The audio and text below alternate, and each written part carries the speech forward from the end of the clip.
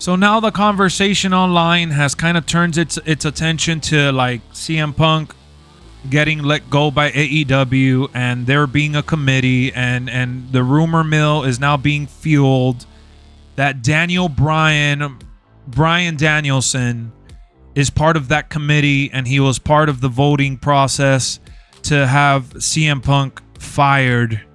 And I'm not surprised. Lex, what are you talking about? You're saying all these things. You're being positive about CM Punk.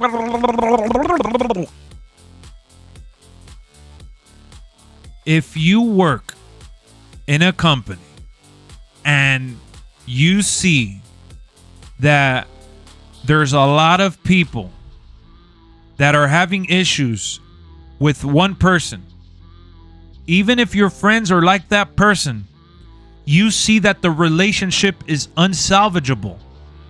CM Punk was gone for what, a year or so? He comes back and they still have issues again because wrestlers don't respect him and he stood up for himself, and whatever else he said that might have ruffled some feathers. What would you do? Logically speaking, forget about being a fan, forget about choosing sides, forget about...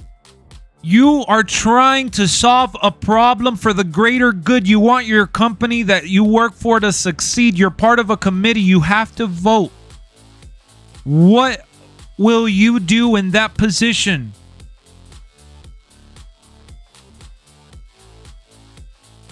I will ultimately have to vote and say, as much as I love Phil Brooks, as much as I love what he brought to AEW's attention, I'm sorry. I gotta let him go. Because I know that even if I fire Jack Perry, who fueled this problem, there's still other people that have issues with this guy.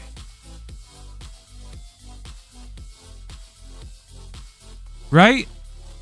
I would have suspended Jack Perry like they did. I would have sat down and had a serious conversation with Jack Perry. But even if I fire Jack Perry, there's still more than a handful of people that have issues with this one guy. So for the greater good of this company, not thinking about money, not thinking about viewers, not thinking about XYZ, literally thinking about what started this issue to begin with. Now, keep in mind that AEW had its fair share of issues backstage without CM Punk even being part of the product. Whether it was Eddie Kingston and Sammy Guevara, what's this dude's name? Andrade also, and several others. You know, Jack Perry, Adam Page, CM Punk. This isn't the first rodeo of issues that they've had backstage. But right now, the common issue with whether it was with Kenny Omega, the Young Bucks, Colt Cabana, some producers, I've heard that there's other producers and people that had issues with CM Punk. So if the common issue, despite on who started it, who ended it, doesn't matter. You gotta let go of that one polarizing figure that's causing all these issues at the end of the day. And I love CM Punk, man. I'm a big fan of CM Punk. But I gotta be honest with myself. How do we move on? How do we move forward without CM Punk? Well, there is another way. You may have to disagree with me. It's okay. There is another way. You're right. Maybe firing Punk wasn't the way. Suspending him once again would have been better. Truth of the matter is, Tony Khan, the way he's running AEW, they're just not at the same business level as WWE. There's no real format. There's no real structure backstage that protects them from these kind of issues that we know of. They haven't been around long enough to survive these problems. And they're kind of learning as they go. Obviously, AEW has a structure issue backstage. Obviously,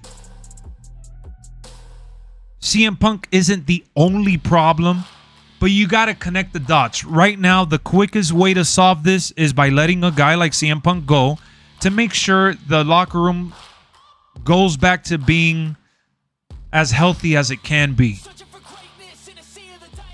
Another thing to do is sitting down and communicating all these issues and have everyone face to face and have a company-wide meeting, right? You could go that route. I'm not sure if they even tried to do that. We read online that CM Punk wanted to have a meeting with the Young Bucks, with Kenny Omega, and wanted to work with everyone. He wanted to make it work. Who knows? We just really don't know. I'm going based on the little knowledge that we do have. The AEW locker room may have not been all that great before, but it just got worse because everyone had a common enemy.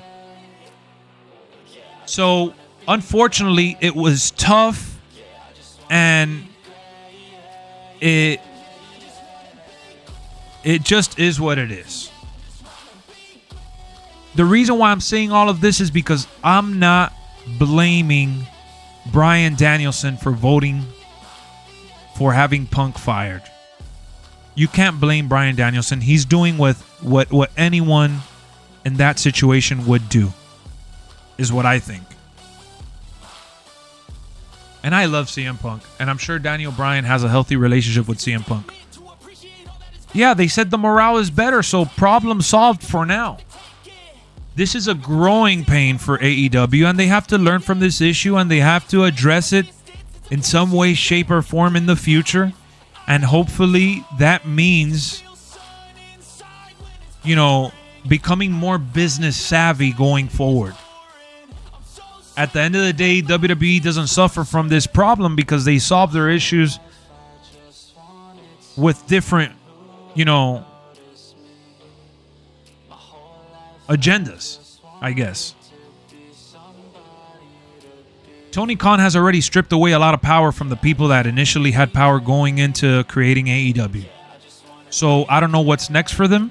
I can't speak on that matter. I'm not a professional behind-the-scenes guy. But I could say that I'm not blaming Daniel Bryan, and that's what this conversation is about. So if he did vote against him, so what? He did what anyone else in his position would do.